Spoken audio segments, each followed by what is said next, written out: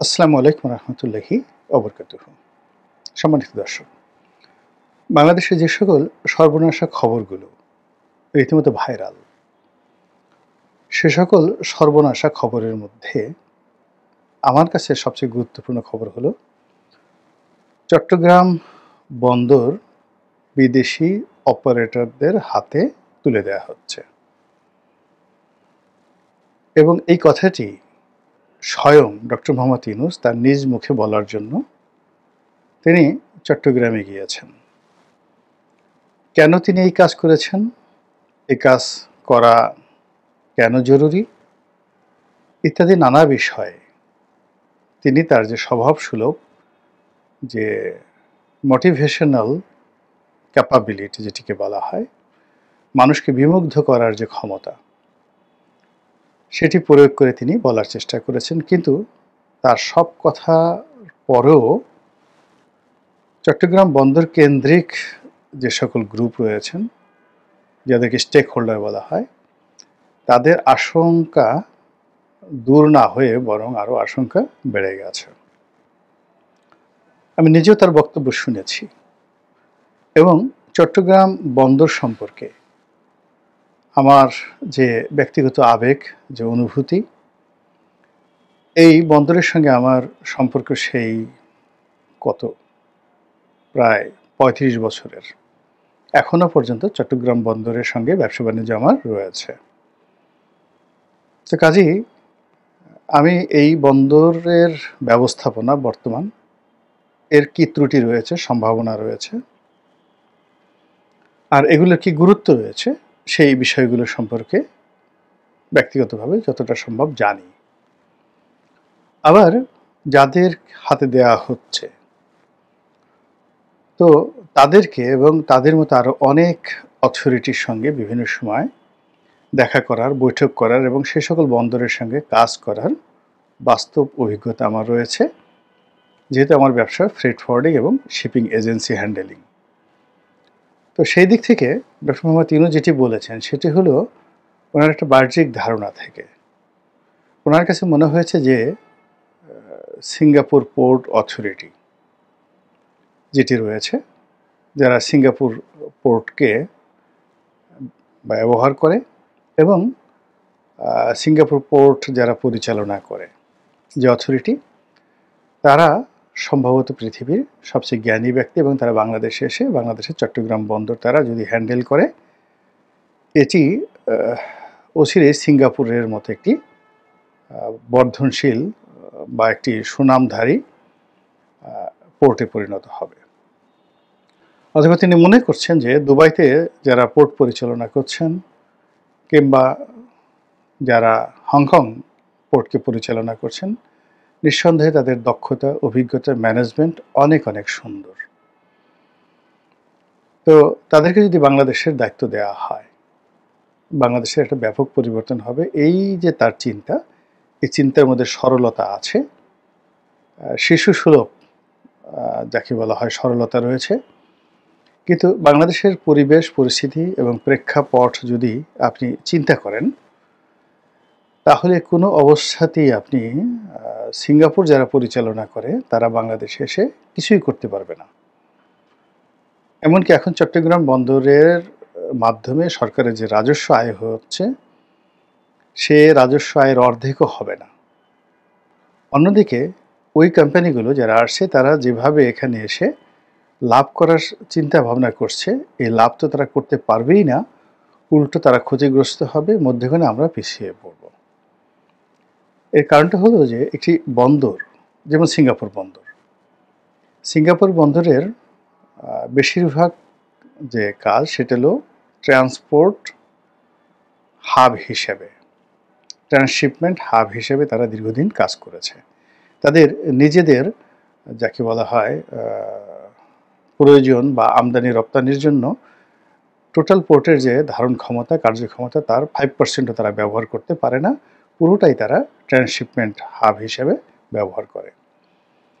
তো সেখানে সব কিছু যত সিস্টেমেটিক, থার্ড পার্টির কন্টেনার যেভাবে হ্যান্ডেল করে, যেভাবে মানে কন্টেনার হ্যান্ডেল করে, যেভাবে জাহাজ হ্যান্ডেল করে, যেভাবে প্যানেল রেন্ট হ্যান্ডেল করে, ওটি চট্টগ্রাম বন্দরে সম্ভব নয়। আমাদের এখানে অনেকগুলো প্রাইভেট পোর্ট করা হয়েছে। সেই প্রাইভেট পোর্ট করার পরেও সেখানে আমদানি পণ্য ইদানিং খালাস হচ্ছে, রপ্তানি পণ্য আগের থেকেই সেখান থেকে জাহাজীকরণ করা হতো, কিন্তু এতে পরিস্থিতির উন্নয়ন হয়নি। উন্নয়ন হয়নি এই কারণে যে একটা পোর্টকে শতভাগ কার্যক্রম তাকে মানে যাকে বলে পরিপূর্ণভাবে তাকে কার্যকর করার জন্য সবার আগে যেটি দরকার একটা strong custom system. Custom system আমাদের বাংলাদেশে নেই। সিঙ্গাপুরে 1000 হয়ে 1 ভাগও নেই, এটা রাতারাতি কেউ পারবে না। ফলে কাস্টম সিস্টেমে আমাদের দেশের মাল পরীক্ষা করা, তারপর শেষে কন্টেনার নামানো, সেগুলো অ্যাসেসমেন্ট করা, এবং এক একটা কন্টেনারে কখনো কখনো 3 মাস 4 মাস 5 মাস পর্যন্ত সময় লেগে যায় যদি কাস্টম কর্তৃপক্ষের সন্দেহ হয়। এইগুলো একটা সমস্যা। দ্বিতীয় সমস্যা হলো আমাদের আমদানিকারকদের এক ধরনের অভ্যাস। প্রথম অভ্যাস হলো যে তারা ট্যাক্স ফাঁকি দেয়, অর্থাৎ এখানে আন্ডার ইনভয়েস হয়, এবং আন্ডার ইনভয়েসটা এত বেশি হয়ে গেছে যে বলতে গেলে 99.99% আমদানি পণ্য, এমনকি সরকারি পণ্য অনেক সময় আন্ডার ইনভয়েস করা হয়। তো এই সমস্যাগুলোর কারণে কি হয়েছে, কাস্টমসের সাথে আমদানিকারকদের সাথে দ্বন্দ্ব সংঘাত হয়, ফলে ডিউ টাইমের মধ্যে এখানে কন্টেনার খালাস হয় না, যেটা বিদেশিরা কোনো অবস্থাতে নিয়ন্ত্রণ করতে পারবেন না। 2 নম্বর হলো যে এক্সপোর্টের ক্ষেত্রে একই অবস্থা, অর্থাৎ সমস্ত এক্সপোর্ট প্রসেসিং জোন থেকে যেভাবে কন্টেনারগুলো যাচ্ছে, সেই কন্টেনারগুলো মানে ইপিজেড থেকে, ডিপিজেড থেকে, ঈশ্বরদী থেকে কন্টেনারগুলো যাচ্ছে চিটাগং বন্দরে বা মংলা বন্দরে, বা প্রাইভেট ইয়ার্ড থেকে যেভাবে আসছে, আসার পরে তাদের 90% যে ঝামেলা সেগুলো হয় হলো রাস্তাঘাটে। রাস্তায় জ্যাম থাকে, ট্রাফিক জ্যাম হয়, মানে ওয়ান স্টপ সার্ভিস সেখানে হয় না। ফলে চট্টগ্রাম বন্দরে ঢুকে তারপর সেই কন্টেনারটি জাহাজে উঠবে, এটি মাত্র 5% to 10% কাজ। তৃতীয় যে সমস্যাটি সেটা হলো ড্রাফটিং সমস্যা।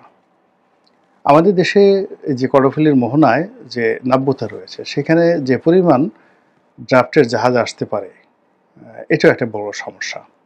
ফলে কি হচ্ছে, অনেকগুলো নতুন টার্মিনাল নির্মাণ করার পরেও জাহাজের যে জট, এটি সরানো যাচ্ছে না, এবং কর্ণফুলীর কর্ণফুলী যেটা চ্যানেল রয়েছে, সেই চ্যানেলে কন্টেনার জাহাজ, তারপরে কার্গো জাহাজ, তারপরে অয়েল ট্যাঙ্কার, এগুলোর সাথে সাথে হাজার হাজার লাইটার সেগুলো চলাচল করে, এবং একই সঙ্গে এখান দিয়ে দেশীয় যে সকল যানবাহন রয়েছে সেগুলো চলাচল করে। ফলে একটা ডিপ সি বা সিঙ্গাপুর পোর্টের যে সুযোগ সুবিধা, সেটা চিটাগং বন্দরে কোনোদিন সম্ভব নয়। তো এই সিস্টেমের মধ্যেই আমাদের এই বন্দর পরিচালনা কর্তৃপক্ষ তারা যে সার্ভিস দিয়ে আসছে, এটি বিস্ময়কর। আমাদের চট্টগ্রাম বন্দরের একজন ডিরেক্টর ট্রাফিক, কিংবা ধরুন চট্টগ্রাম বন্দরের চেয়ারম্যান, কিংবা চট্টগ্রাম বন্দরের যে কোনো একজন কর্মকর্তা, তার সঙ্গে সঙ্গে চট্টগ্রাম কাস্টমস হাউজের কর্মকর্তা, তারা যে পরিমাণ ওয়ার্ক লোড নিয়ে যে ধরনের নেতিবাচক অবস্থা মোকাবেলা করে, এখানে সিবিএকে ম্যানেজ করতে হয়, এখানে মাস্তানদেরকে ম্যানেজ করতে হয়, স্থানীয় রাজনীতিবিদদেরকে ম্যানেজ করতে, এর বাইরে সম্ভব নয়। এই কাজগুলো ভবিষ্যতে যারা আসবে তাদেরকেও করতে হবে, এবং তারা সেটা পারবেন না, কোনো অবস্থাতেই পারবেন না, ফলে সর্বনাশ হয়ে যাবে। এরকম চট্টগ্রাম বন্দরের কর্মকাণ্ডে যদি 2 থেকে 3 মাস স্থবিরতা দেখা দেয়, পুরো দেশটা অন্ততপক্ষে 3 থেকে 4 বছরের জন্য পিছিয়ে যাবে, এবং এই কাজটি ডক্টর মোহাম্মদ ইউনূস করতে চাচ্ছেন। তিনি যে কথাটি বলতে চাচ্ছেন যে এখানে চট্টগ্রাম বন্দরে তারা বিনিয়োগ করবে, নতুন টার্মিনাল নেবে, তারপরে শেষে তারা এখানে আরও অনেক ইকুইপমেন্ট আনবে, দামি দামি ইকুইপমেন্ট আনবে, যেন দ্রুত এই মালামাল খালাস করা যায়। এর ফলে কি হবে, তারা এই নির্দিষ্ট সময় পর্যন্ত এই বন্দর পরিচালনা করবে, তারপরে তারা লাভ করবে, লাভ করার পরে BOT, build, own and transfer. তো এটা আগে তারা তৈরি করবে, তারপরে সেটা ওন করবে, এরপরে সেটা তাদের লাভের টাকা উঠে গেলে ট্রান্সফার করবে। তো এইটা পৃথিবীতে অনেক জনপ্রিয়, কিন্তু এটা বন্দরের ক্ষেত্রে নয়। এটা যদি ঢাকা চিটাগং সেই বুলেট ট্রেন হতো, সেক্ষেত্রে এটা ভালো, যেটা মালয়েশিয়াতে মাহাথির মোহাম্মদ সাহেব করেছেন। তো কিংবা এখানে যদি দেখা গেল যে ঢাকা চিটাগং আরেকটা এক্সপ্রেসওয়ে হতো, অ্যাবসলিউটলি একটা এক্সপ্রেসওয়ে হতো, আরেকটা দ্রুতগতির বুলেট ট্রেন হতো, এবং সেখানে যদি 1,00,000 কোটি টাকা ইনভেস্ট করতো এবং 20 বছর তারা পরিচালনা করে তারপর তারা সেখান থেকে লাভ হতো, লস হতো, তারা এখান থেকে চলে যেত। এই ধরনের বিনিয়োগ সারা দুনিয়াতে রয়েছে, কিন্তু জাতীয় বিমানবন্দর, মানে আমাদের যেমন ঢাকা বিমানবন্দর রয়েছে, তারপর চট্টগ্রাম বন্দর, তো যেখানে আমাদের গোলা বারুদ খালাস হয়, যেখানে আমাদের আর্মির ট্যাঙ্ক খালাস হয়, যেখানে অনেক জাতীয় গুরুত্বপূর্ণ বিষয়াদি থাকে, আমাদের অয়েল ট্যাঙ্কারগুলো যেখানে খালাস হয়, এই সব কিছু আমাদের যত গুরুত্বপূর্ণ বিষয় রয়েছে সব কিছুই বন্দরের মাধ্যমেই হয়।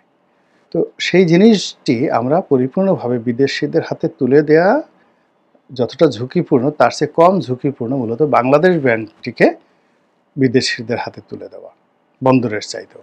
এখন এই কাজটি ডক্টর মোহাম্মদ ইউনূস করতে চাচ্ছেন, এবং তিনি এই কাজটি করার জন্য যে কথাগুলো বলছেন, যে চট্টগ্রাম বন্দর হলো আমাদের হার্ট, আমাদের হার্ট চিকিৎসা করার জন্য, আমাদের হৃদয় চিকিৎসা করার জন্য যদি রোগাক্রান্ত হয়, তাহলে আমরা এই হৃদয় খুলে দেই বিদেশি ডাক্তারদের হাতে। তারা বুক ফেটে, বুক চিড়ে, কেটে কুটে তারপরে ভিতরে ময়লা পরিষ্কার করে তারপরে শেষে আমাদেরকে হার্ট ঠিক করে দেয়। আমরা যদি আমাদের সেই হৃদয় অপারেশনের জন্য বিদেশে যেতে পারি, তাহলে আমাদের এই বন্দর ঠিক করার জন্য কেন আমরা বিদেশে যেতে পারবো না? এখন এই ধরনের কথাবার্তা যদি আপনি ক্লাস 7, 8, 9, 10 এর ছেলে মেয়েদেরকে বোঝান, অথবা যারা চট্টগ্রাম বন্দর সম্পর্কে জানে না, বোঝেন না, তাদেরকে বোঝান, সেটা আলাদা কথা। কিন্তু ওনার নিজেরই চট্টগ্রাম বন্দর সম্পর্কে ধারণা নেই। উনি লুৎফে সিদ্দিকীকে নামক ওনার যে উপদেষ্টা, তাকে দায়িত্ব দিয়েছেন, কোনো ধারণা নেই অপারেশন সম্পর্কে।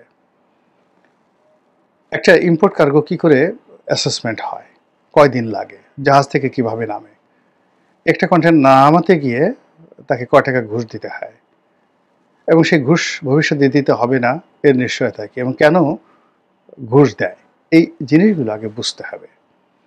তারপর শেষে এখানে আরেকজন তরুণ, যাকে বিডার চেয়ারম্যান করা হয়েছে, সে আশিক চৌধুরী, তাকেও দায়িত্ব দেওয়া হয়েছে। মূল ব্যাপারটা হলো যে আপনি যদি একজন কান বিশেষজ্ঞ, ডাক্তার প্রাণ গোপাল, তো খুবই নামকরা কান বিশেষজ্ঞ, তাকে যদি মাথার নিউরন মানে নিউরো সার্জনে লাগান, যে মাথার মস্তিষ্কটা আপনি একটু অপারেশন করে দেন, কিংবা ধরুন সেই নিউরো সার্জন ছিলেন একসময় বাংলাদেশের একটা রশিদ উদ্দিন, তাকে যদি দায়িত্ব দেওয়া হয় যে আপনি আমার কানটা একটু অপারেশন করে দেন, তো যে অবস্থা হবে চট্টগ্রাম বন্দর নিয়ে এই যা কিছু হচ্ছে ঠিক একই অবস্থা হচ্ছে এখানে। এমনকি এই বন্দরে আরেকটি সে প্রথম থেকে যে ভুলটি করা হয়, সেটা হলো বন্দরের যে চেয়ারম্যান, এটি নৌবাহিনীর কর্মকর্তাদেরকে বা সামরিক বাহিনীর কর্মকর্তাদেরকে নিয়োগ দেওয়া হয়। এটা একটা মারাত্মক, যাকে বলে ভুল সিদ্ধান্ত। যেমন ধরেন র্যাবে চাকরি করেছে সুহাইল, তো উনি গ্যাস চট্টগ্রাম বন্দরের চেয়ারম্যান হলেন, নৌবাহিনীর একজন কর্মকর্তা। এখন ক্রস ফায়ার বলেন, যা কিছু বলেন, সেক্ষেত্রে সোহাইলের অনেক অভিজ্ঞতা রয়েছে। তিনি বন্দরের যে বিষয়গুলো রয়েছে অ্যাজ এ চেয়ারম্যান হিসেবে তিনি কি করতে পারেন, কিভাবে তিনি এটা নিয়ন্ত্রণ করতে পারেন, কিংবা বন্দরের যিনি নৌ পরিবহন মন্ত্রণালয়ের মন্ত্রী থাকেন বা সচিব থাকেন, তার অধীনে চট্টগ্রাম বন্দর, মংলা বন্দর, পায়রা বন্দর, এই জিনিসগুলো মানে এমন একটা ব্যাপার হলো যে একজন লোক এখানে আসে, তার শিখতে সময় লাগে, বুঝতে সময় লাগে, আর হৃদয়ঙ্গম শুরু করার আগে তার চাকরি চলে যায় বা সে সেখান থেকে ট্রান্সফার হয়ে আসে। ফলে আলটিমেটলি টপ পোস্টগুলো এখানে হয় না। বন্দর ইজ নট এ, আমাদের এই যে বন্দর, জাতীয় বন্দর, এটা একটা কমার্শিয়াল প্রতিষ্ঠান নয় যে এখান থেকে আমাদের লাভ করতে হবে বা এখান থেকে এত কিছু করতে হবে। এটা একটা সেবাধর্মী রাষ্ট্রীয় প্রতিষ্ঠান, যেটা রাষ্ট্র এবং জনগণকে সেবা দিচ্ছে এবং সেবার বিনিময়ে মাশুল নিচ্ছে। এবং ঠিক সেই জায়গাটিকে যখন আপনি কমার্শিয়াল দৃষ্টিভঙ্গি থেকে চিন্তা করবেন, সেটি অনেকটা আত্মহত্যার মতো অবস্থা তৈরি হয়ে যাবে।